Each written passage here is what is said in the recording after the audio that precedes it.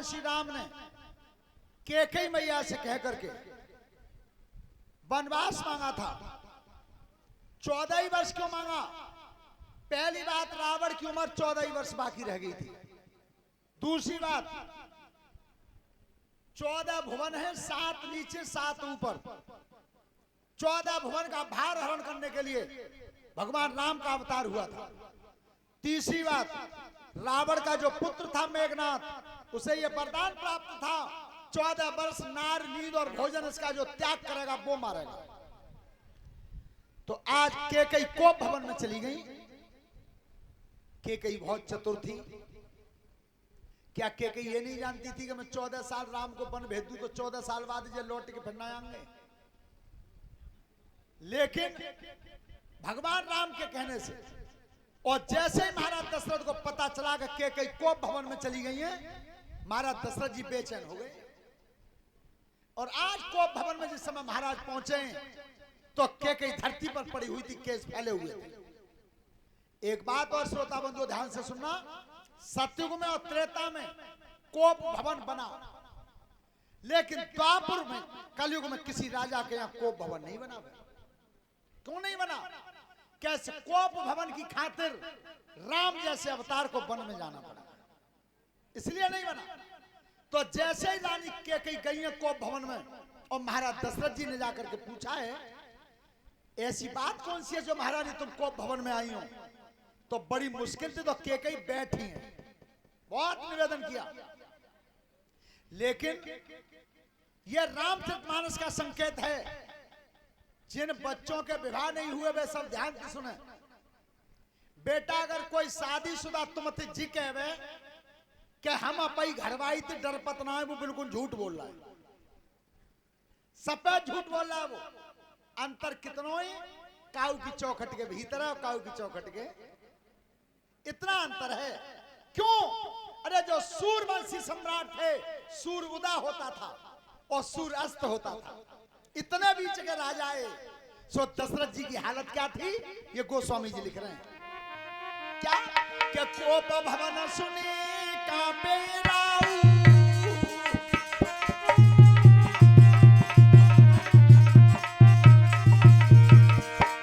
कोप भवन सुनी कांपे राऊ, और भय बस आगे पर न पाऊं।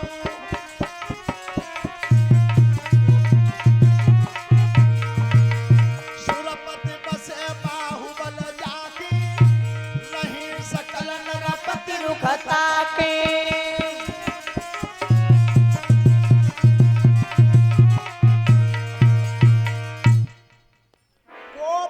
सुन कांपे राऊ, महाराज दशरथ कांप गए थे। भय बस डर के मां पहनना पर हो गया। सुरपत बसे बाहुबल जाके, देवराज इंद्र दशरथ की भुजाओं के बल से इंद्रासन पे बैठते थे।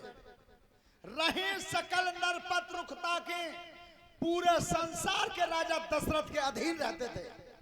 इतने बड़े सम्राट और 130 रिस लख गए सुखाई। पत्नी की रिसा देख के दरवाजे पर ठाड़े सूख गए। इतने बड़े सम्राट। तो हमारी तुम्हारी तो गिनती है का है। कई भले कोई झूठ देगा, हम अपनी घरवाई इतना डरपत बिल्कुल सफेद झूठ बोलता है। लेकिन ध्यान रखना, जिस समय महाराज दशरथ जी कहते हैं कि कहीं मेरे यहाँ किसी चीज की कमी नहीं है, तुम नाराज भई तो भई का जो तुम्हारी इच्छा हो सो मांगो। तब कैकेयी ने कहा महाराज दशरथ जी से, क्या कहा? मेरे द्वे वरदान पिया, मेरे द्वे वरदान पिया, बहुत दिन पहले के। मेरे द्वे वरदान पिया, बहुत दिन पहले के। मेरे द्वे वरदान पिया, बहुत दिन पहले के।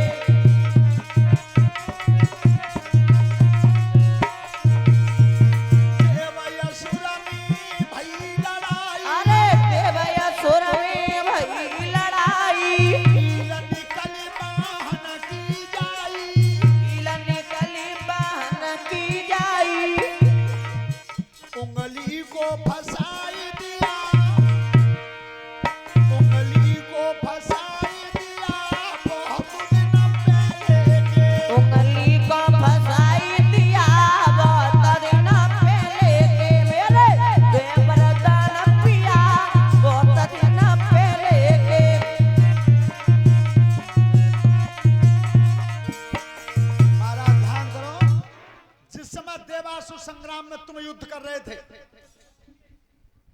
एक बात और श्रोता बंधु सब ध्यान से सुनेगा, दशरथ जैसे राजा की अगर कोई सेनापति थी तो वो केकई थी। केकई सेनापति थी। तो महाराज उस दिन तुम्हारा संग्राम हो रहा था और रथ की धुरी में तक कील निकल गई थी, और जब रथ का पहिया हिलने लगा था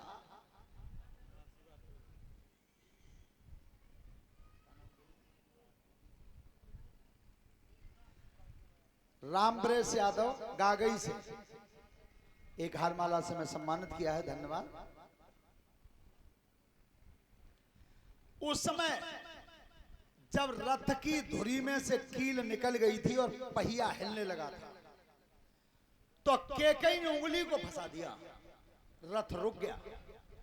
अब विचार करोगे कि रथ की धुरी तो लोहे की और उंगली मांस की, कैसे रुकी? जब केकई का विवाह नहीं हुआ था और बाल अवस्था थी, तो ध्यान रखना है कि सनातन कुल के संत थे, और जिस समय केकई के दरवाजे पर भजन कर रहे थे, ध्यान मग्न बैठे थे, तो केकई ने इसी उंगली को काला करके महात्मा के चेहरा को काला कर दिया।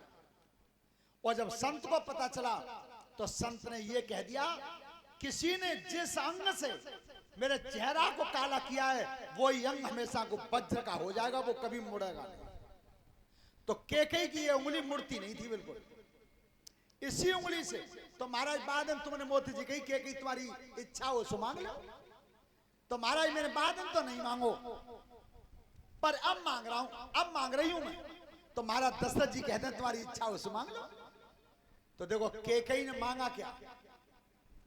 अगर केकई भरत को राज सिंहासन चाहती तो देखो सचिव साहब, पहलो अटैक दशरथ जी तब पड़ो तब विश्वामित्र ने राम मांगे, पहला अटैक उस दिन पड़ा, और दूसरे का अब नंबर है।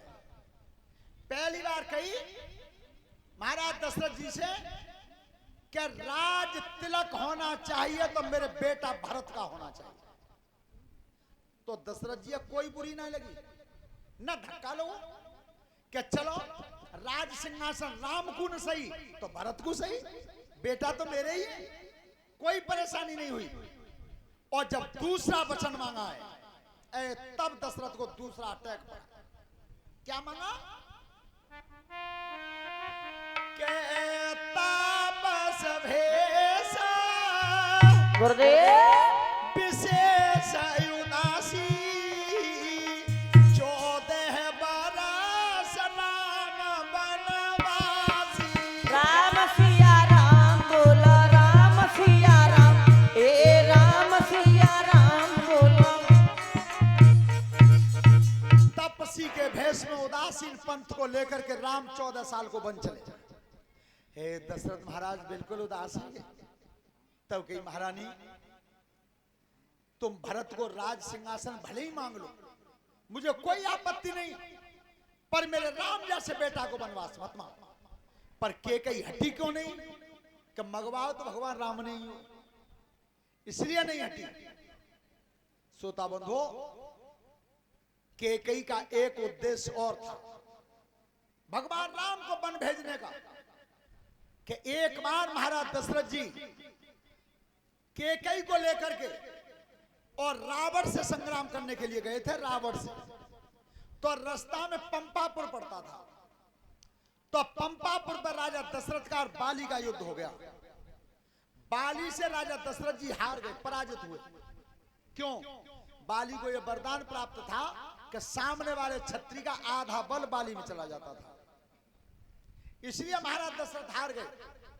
और जब बंदी बनाया तो राजा दशरथ जी ने यह कहा बाली से कि तुम किसी प्रकार मुझे छोड़ सकते हो।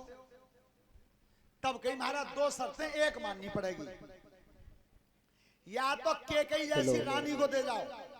ध्यान दें श्रीमान बबलू यादव जी, वांस वादा मागरा से जो भी है व्यास मंच के सामने पर आ जाए। या तो केकई जैसी रानी को दे जाओ। महाराज दशरथ जी और रानी को नहीं दे सकते तो अयोध्या का राज मुकुट दे। तो दशरथ जी राज मुकुट दे आए थे, केकई को बचा लाए थे। वो दिन केकई को याद था, तो केकई मन में विचार करती हैं कि राम का राज तिलक तब तक नहीं हो सकता तब तक मेरे पति का मुकुट वापस नहीं हो, इसलिए चाहती हैं वो राम को वन भेजना। श्रोता बंधो, भगवान श्री राम की जब रास्ता साफ हुई तो उस समय लक्ष्मण जी को पता चला कि मेरे भैया बन जा रहे हैं, तो लक्ष्मण भी तैयार हुआ। और इधर सीता जी को पता चला कि मेरे पति का वनवास हो रहा है। श्रोता बंधो, तो आज सीता जी बोली क्या है भगवान श्री राम से, हाथ जोड़ के, अरे संग बनकू तुम्हारे चलूंगी पिया, संग बनकू, संग बनको तुम्हारे चलूंगी पिया रे, संग बनको तुम्हारे चलूंगी पिया, संग बनको तुम्हारे चलूंगी पिया रे, संग बनकू, संग बनको तुम्हारे चलूंगी पिया, संग बनको संग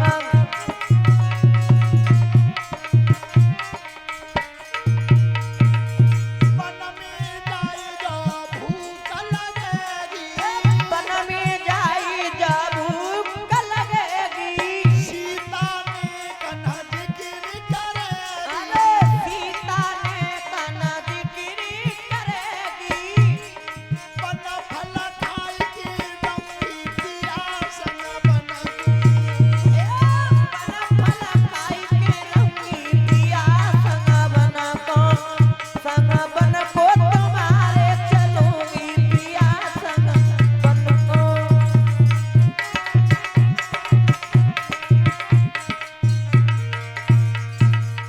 और परीक्षक जी इसी चीज को गोस्वामी जी ने कैसे लिखा है, सीता जी ने कहा था भगवान राम से कि जी अभी न देह नदी बिनु बारी,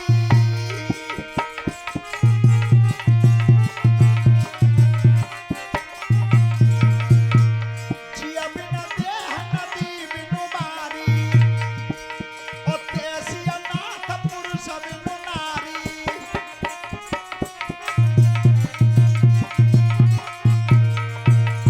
प्राणनाथ तुम बिन जग माई, और भोगो सुख कतई कछु नाई।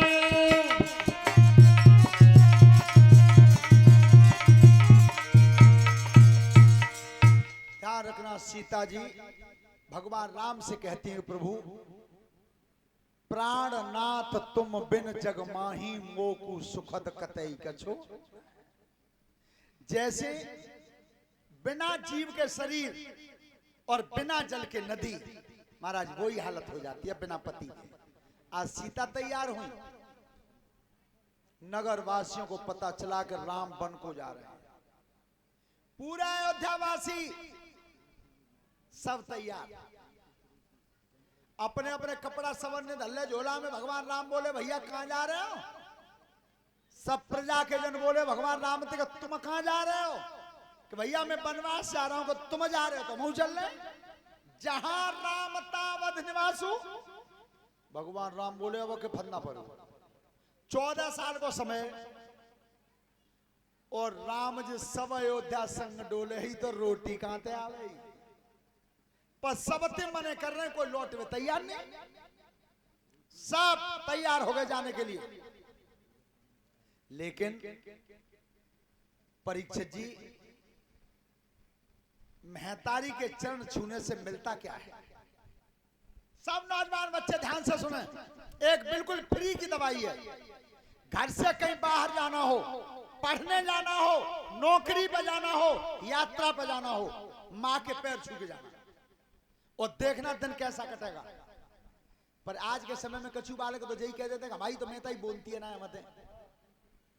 अच्छा चलो मान ली, आज प्रैक्टिकल करके देखो, आज ही जिनकी महतारी तो बोलचाल बंद होए, बे आज अजमा के देखो, तुम जाके मैया के 5 हुई हो तो बे बोले ही तो जो ना गए लड़ाई है। लेकिन जब बेटा पैर छुए और तब ने मोमा देखियो का डोकरी तमाकू सिखा रही हैं, लला ने पैर छुए और बोलचाल बंद, और तो ये कलंक मुंह करके कह दे कि भगवान में बनो रहे। ऐसा देवता है कहीं दुनिया में जो नाराज है कि वो आशीर्वाद दे देवे, वो केवल मां है। तो आज एक बात और सुनी होगी आपने सचिव साहब, कि लक्ष्मण को जति बोला जाता है। लक्ष्मण जति सुनी होगी सबने, क्यों बोला जाता है? आज जिसमें लक्ष्मण जी सबसे पहले अपनी मां के पैर छूने आए हैं, सभी श्रोता बंधु ध्यान से सुनना, पैर छूने आए तो सुमित्रा ने कहा, बेटा लक्ष्मण 14 वर्ष का समय है, मांगने क्या आए हो? मैया मैं ये मांगने आया हूं कि 14 वर्ष तक मैं भैया भौजाई की सेवा करता रहूं, बस इतना वरदान दे दो, आशीर्वाद दे दो। तब कई सुमित्रा ने, बेटा लक्ष्मण आशीर्वाद तो है, पर एक बात ध्यान रखना कि 14 वर्ष के समय में और सीता जैसी सुंदर भौजाई संग में हर समय।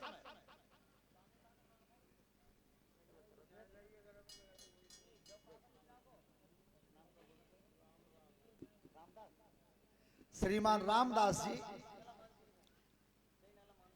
नगला मान सिंह से एक हारमाला से मैं सम्मानित किया है, उन्होंने मैं आशीर्वाद दिया है, धन्यवाद। सुनो जी परीक्षित जी ध्यान से, लक्ष्मण जति क्यों बोला जाता है?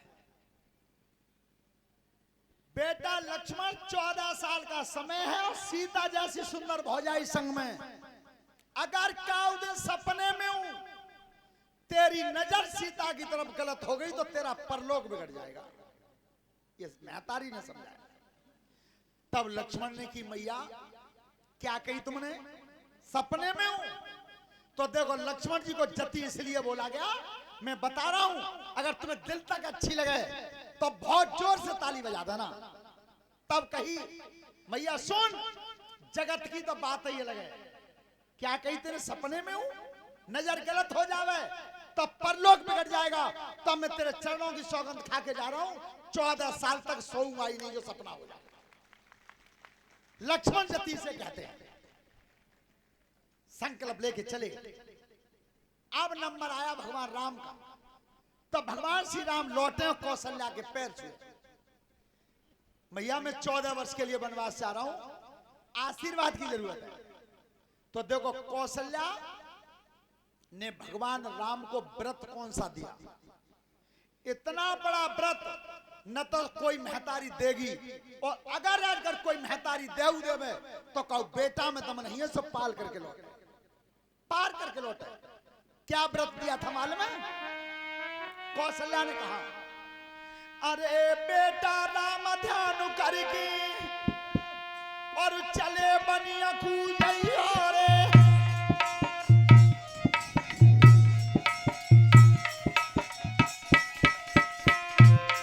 अरे बेटा राम ध्यान करके और चले बनी कूजैया रे, और 14 बरस वनवास मिलो, वनवास भोग की रे, और 3 जने तुम जाई रहे, तो 3 लौट के आइया रे। बोलिए कौशल्या मैया की। परीक्षा जी कितना कठिन व्रत था, 14 साल का समय और सीता संग है। बेटा राम आज अयोध्या से निकल के तुम 3 जा रहे हो, तो 14 साल बाद लौट के आना, तो 3 के 3 ही आना। बोलो हतो कठिन व्रत, आज ऐसा है जावे हो। आज तुम कहो नए बालक है, फौज में भर्ती करवा दो, फौजी तुम्हारी ना कह रहे, तुम तो रिटायर आए, कहो नए बालक है फौज में भर्ती करवा दो तुम, और बउआ संग कर दियो, और 14 साल बाद लौट के आवे तो कम से कम 6 तो आन गई। लेकिन धन्य राम जैसे अवतार को अपनी मां से कहा गया, और चरण छुए निज जननी के, मैया बचन रिझाना, और जैसो घर में जाई रहो, कैसो ही घर पे आऊंगा,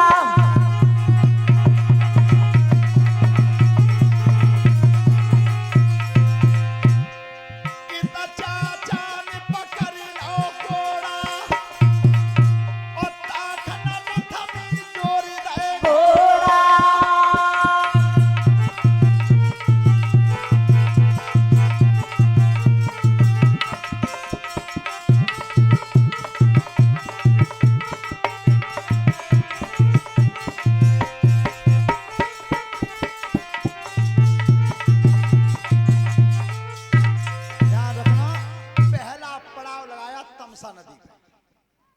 तमसा नदी पर सबने विश्राम किया।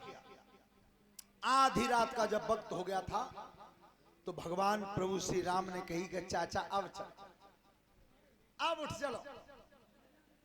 रात में सबको सोते हुए चाचा सुमंत के साथ भगवान श्री राम, लक्ष्मण और सीता चले।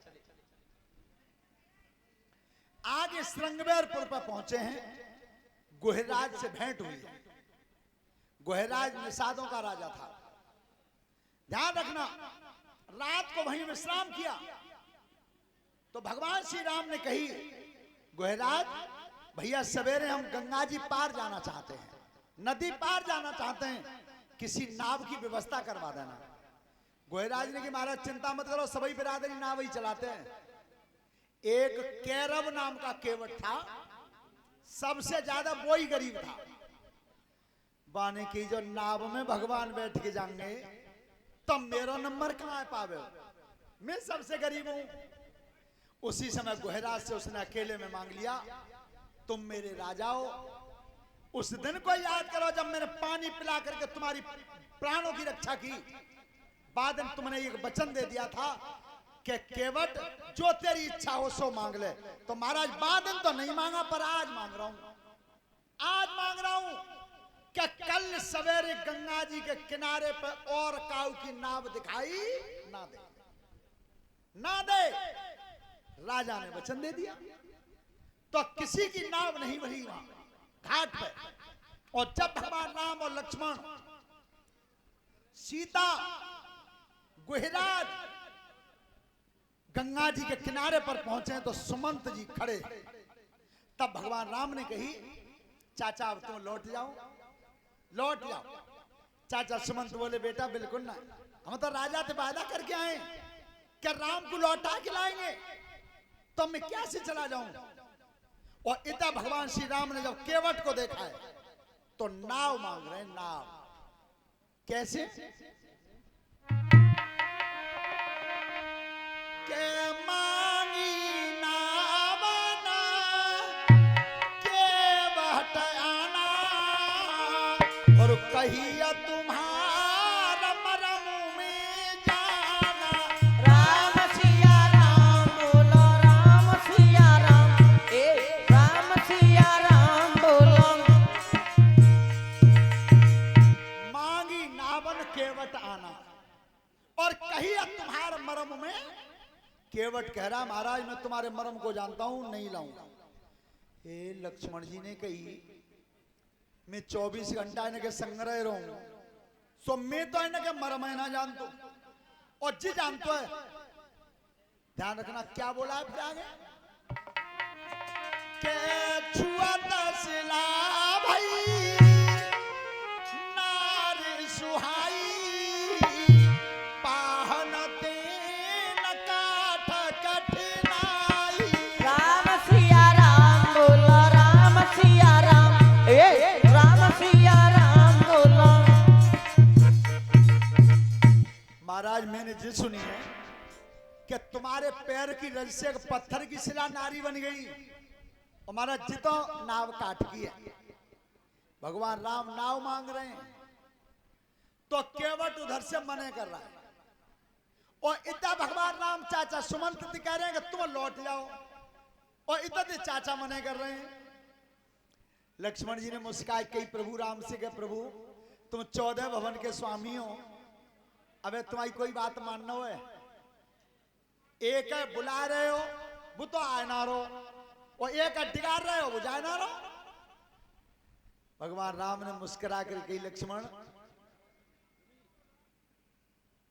काऊ की सवेरे सवेरे दुकान खुल जाए और सामान उधार बिक जाए तो अनेठ हो जाती है जाते हैं। हाँ भैया है जाते हैं। तो भैया लक्ष्मण में ही तो अनेठ करते ही है गई। सीता जी थी कही कि तुम मन चलो, जे मान गई। लक्ष्मण तुम मैंने मने करी कि तुम मन संग चलो, तुम मान गए। अरे लक्ष्मण भैया जब मेरे घर किन्नी ना मानी तो फिर जऊ ना माने। लेकिन नाव मांग कौन रहा है? कितना अच्छा शब्द लिखा है गोस्वामी जी ने, क्या के जा सुना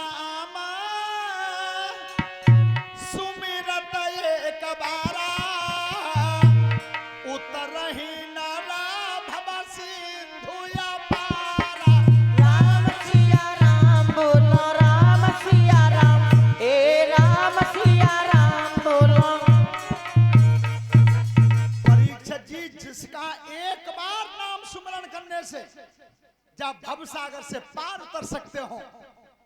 और वो भगवान सो के वटाई करैनी हो जे जगती हूँ बगौती थोड़ा। राम सिया राम बोलो, राम सिया राम, हे राम सिया राम बोलो। और राकेश यादव फिरोजाबाद, निश्चल यादव फिरोजाबाद, व्यास मंच के सामने पे खड़े हो जाए। रजनीकांत यादव नगला मानसिंह से।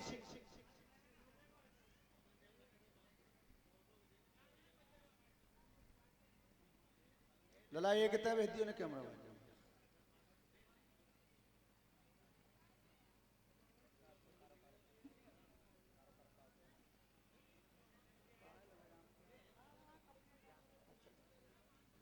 और एक हारमाला से और एक गिफ्ट लाए वो बाजार से, उससे हमें सम्मानित किया है और हमारे शास्त्री मंडल को सम्मानित किया है। धन्यवाद। श्रोता बंधुओं, भगवान राम नाव मांग रहे हैं लेकिन केवट मने कर रहा है। महाराज बिल्कुल नहीं, तुम्हारे शरीर में बीमारी है और बीमार को मैं बैठाता नहीं हूं। ए लक्ष्मण को गुस्सा तो आई कि वो तो भैया बीमार हो बता रहे हैं, पर भैया हम पल्ली पार उतरना चाहते हैं। तो केवट का जवाब क्या है श्री राम से? उस पर जाना चाहते हो उस पार? तो सुनो, अरे जब तक चरणामृत न लेओ नाव में नहीं चढ़ाऊंगा। अरे नहीं चढ़ाऊंगा, नाव में नहीं चढ़ाऊंगा, जब तक चरणामृत नहीं लेओ नाव में नहीं चढ़ाऊंगा।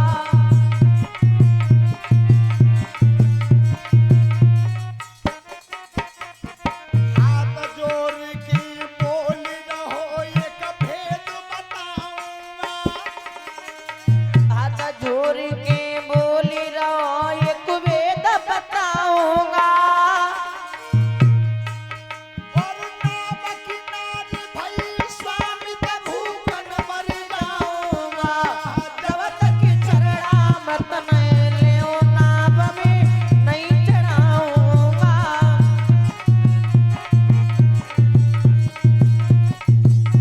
महाराज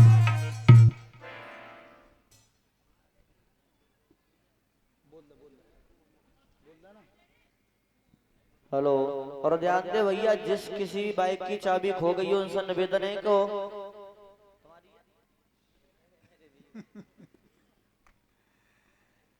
ध्यान रखना, भगवान श्री राम से केवट ने कहा कि महाराज अगर उधर जाना चाहते हो तो सबसे बुरी बीमारी तो चाहे पान में पैर धुब्बा लो। भगवान श्री राम ने की तो भैया धो लो। एक बड़े से कठौता में पानी भर के लाओ है और श्री राम के दोनों चरण धोए और तब कही महाराज अब बैठो, आ जाओ नाम में। तो भगवान श्री राम, सीता, लक्ष्मण, गुहराज ये नाव में चढ़े। यहां से सुमंत चाचा लौटे, अब लौटे सुमंत।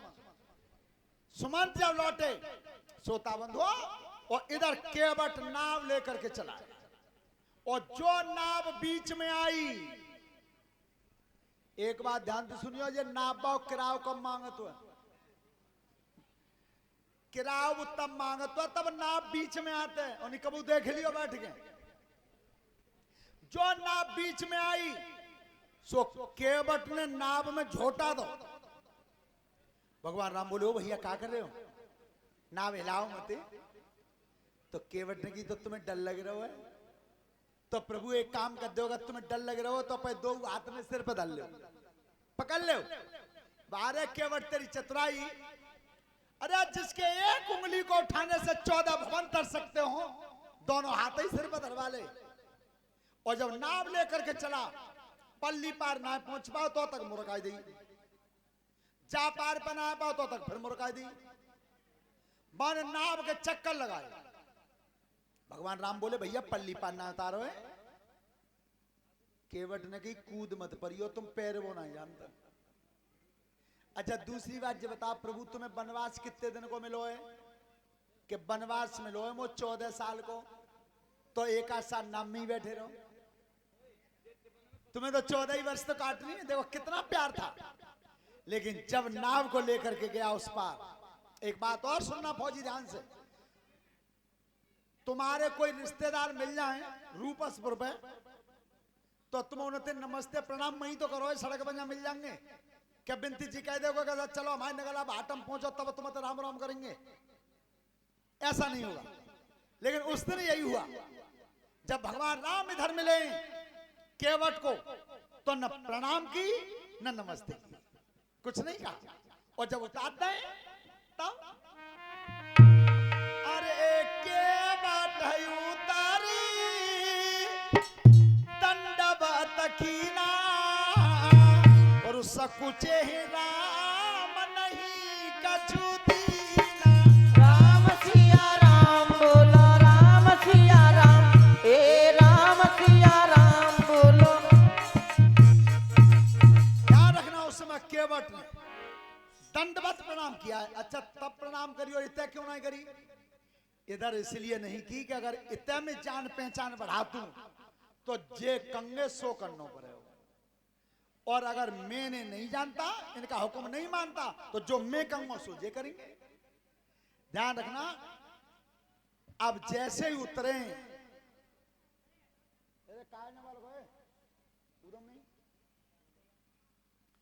भगवान राम विचार करते हैं कि बच्चों उतर आई तो कुछ दैया ना है, कुछ है ही नहीं। तो सभी माता बहनें बेटियां ध्यान से सुनो, मौखी तो दुनिया जानते हैं, तुम्हारा कर्तव्य क्या बनता है पति के प्रति, ये बता रही है चौपाई।